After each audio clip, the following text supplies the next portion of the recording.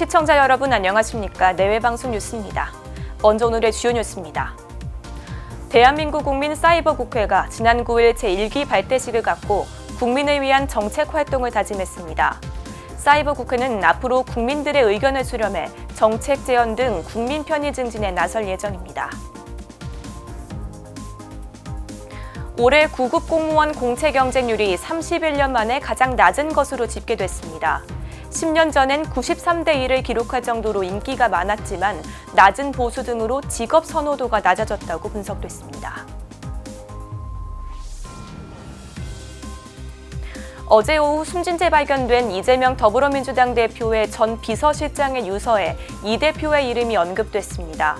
전 비서실장 전 씨의 유서엔 자신이 받은 혐의가 억울하다는 내용과 함께 이 대표의 이름을 거론한 것으로 알려졌습니다. 독일 카셀 주립대학에 설치된 평화의 소녀상이 8개월 만에 갑자기 철거됐습니다. 카셀대 총장은 지난해부터 소녀상을 철거하라고 통보했는데 배후에 일본 정부가 지속적으로 철거를 요구했다는 주장도 제기됐습니다. 학교폭력 피해자의 복수를 그린 드라마 더 글로리 파트 2가 오늘 넷플릭스에서 공개됐습니다. 김은숙 작가는 내가 봐도 무섭도록 잘 썼다고 말한 바 있습니다. 지금까지 주요 뉴스 전해드렸습니다. 대한민국 국민 사이버 국회가 제1기 발대식을 갖고 국민을 위한 정책 활성화에 나섭니다.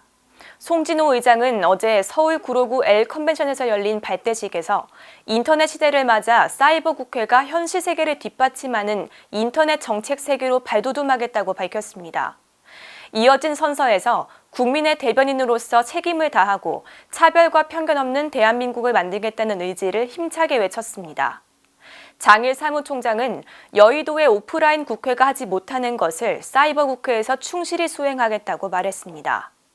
올해 1월 공식 출범한 대한민국 국민 사이버 국회는 사이버 공간을 적극 활용해서 국민들의 의견이 정책 제안으로 이어질 수 있도록 사이버 정치 활성화를 목표로 활동할 계획입니다. 최근 9급 공무원에 대한 인기가 시들어가고 있습니다. 인사혁신처의 자료를 살펴보면 올해 국가공무원 9급 공채시험 경쟁률은 22.8대 1로 31년 만에 가장 낮았습니다. 2011년 93.3대 1까지 치솟았을 만큼 경쟁이 치열했는데 2년 연속 30대 1 아래로 떨어진 건 이번이 처음입니다.